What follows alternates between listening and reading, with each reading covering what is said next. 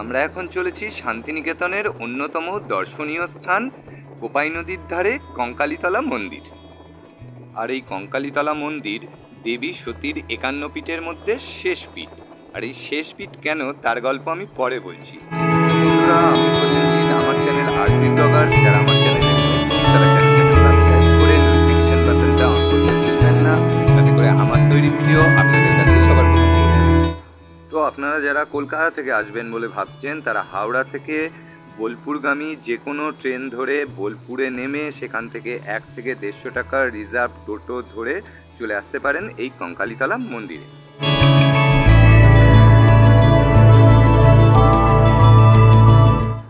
আর আমরা এখন চলে এসেছি মন্দিরের সামনে। আর এখান থেকে প্রসাদের ডালা কিনে চলেছি পুজোর উদ্দেশ্যে। জয় মা কঙ্কালী। চলুন ভেতরটা আপনাদের ঘুরিয়ে দেখাই। দেবাদিদেব মহাদেব যখন সতীর মৃতদেহ কাঁধে করে সৃষ্টি তোলপাড় করে ফেলছে, বিশ্ব ব্রহ্মাণ্ড ধ্বংস হয়ে যাওয়ার জোগাড়, তখন শ্রী বিষ্ণু তার সুদর্শন চক্র পাঠিয়ে সতীর দেহকে 51টি খণ্ডে খণ্ডিত করে ফেলে। আর যেই খণ্ড যেখানে পড়েছে সেখানেই সতীর একটি করে পীঠস্থান তৈরি হয়েছে। দেবী সতীর সব খণ্ড পড়ে গেলেও শেষ খণ্ডটি অর্থাৎ কোমরের স্থান তখনও মহাদেবের কাঁধে। তখন শ্রী বিষ্ণু স্বয়ং মহাদেবের কাছে এসে অনুরোধ করেন যে মা সতীর এই শেষ অংশটি এইখানেই নামিয়ে দেওয়ার জন্যে ও শান্ত হওয়ার জন্যে। আর তখন মহাদেব শ্রী বিষ্ণুর অনুরোধে এই মা সতীর শেষ অংশ অর্থাৎ কোমরের অংশটা এইখানেই নামিয়ে দেয়। আর এই কোমর থেকেই কঙ্কালী, আর সেই থেকেই এইখানে মা কঙ্কালীর পুজো আরম্ভ হয়। তাই এটা মা সতীর 51 পীঠের মধ্যে শেষ পীঠ। আপনারা দেখতেই পাচ্ছেন এখানে মায়ের কোনো মূর্তি নেই। তো তার পেছনে কারণ, এখানকারই এক পুরোহিতের কাছ থেকে জানতে পারলাম যে এই মন্দিরের যিনি সৃষ্টিকর্তা তার কাছে স্বপ্নে মায়ের আদেশ আসে যে এখানে যেন মায়ের কোনো মূর্তি স্থাপন না করা হয়। তো তখন থেকেই মায়ের ছবি পুজো হচ্ছে, এখানে কোনো মূর্তি স্থাপন হয়নি।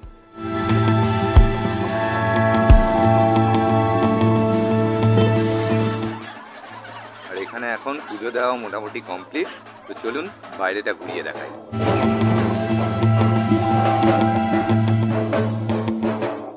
আর বন্ধুরা, এই হলো সেই কুণ্ড যেখানে অ্যাজ পার আওয়ার মাইথোলজি মা সতীর কোমরের অংশ এসে পড়েছিল। আর স্থানীয় লোকেদের কথা অনুযায়ী যতই জলের অভাব হোক না কেন, এই কুণ্ডের জল নাকি কখনো শুকায় না। আর এই হলো টোটাল মন্দির এলাকা, বেশ বড় এরিয়া নিয়ে আর খুব সুন্দর পরিবেশ। জায়গায় জায়গায় বাউল গান হচ্ছে, সাঁওতালি নাচ হচ্ছে। চলো ওদিকটা গিয়ে দেখি। যাও।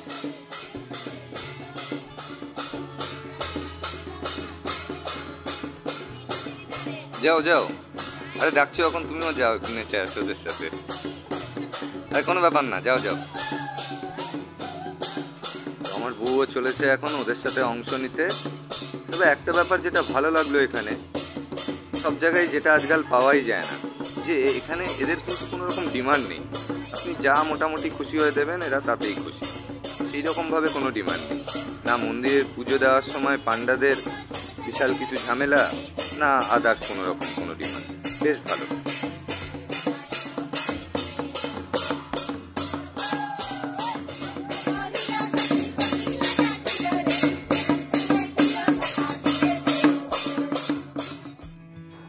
আর এই সেই বহু পুরনো প্রাচীন বটগাছ, যেখানে মায়ের ভক্তরা এসে সুতো বেঁধে তাদের মনস্কামনা পূরণের জন্য মানত করে।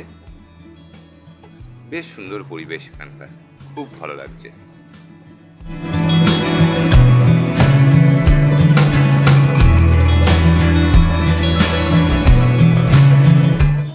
এখানে বড় বড় করে রয়েছে আই লাভ কঙ্কালীতলা। আর এই মায়ের মন্দিরের ঠিক পাশেই এইখানে রয়েছে আরেকটা বিশাল বড় এলাকা। এটা হচ্ছে বাবার মন্দিরের জায়গা। এখানে মহাদেবের মন্দির রয়েছে ভেতরে। তো চলুন এবার বাবার মন্দিরটা ঘুরে দেখা যাক।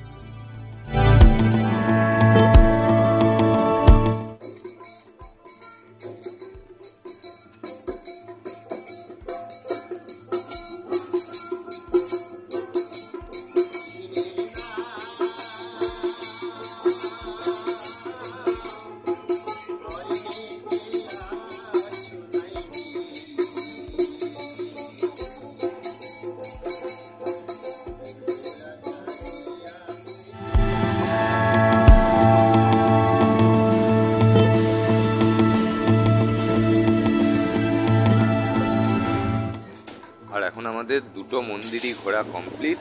একটু টিফিন করে বেরিয়ে পড়বো নেক্সট ডেস্টিনেশনের উদ্দেশ্যে। আর এখানে আমাদের টিফিন অলরেডি শুরু। তো ভিডিওটা কেমন লাগলো আমায় কমেন্ট বক্সে জানাতে ভুলবেন না। আর ভিডিওটা ভালো লেগে থাকলে লাইক শেয়ার সাবস্ক্রাইব অবশ্যই করবেন। আজকের মতো এতটুকু, দেখা হবে নেক্সট ভিডিওতে।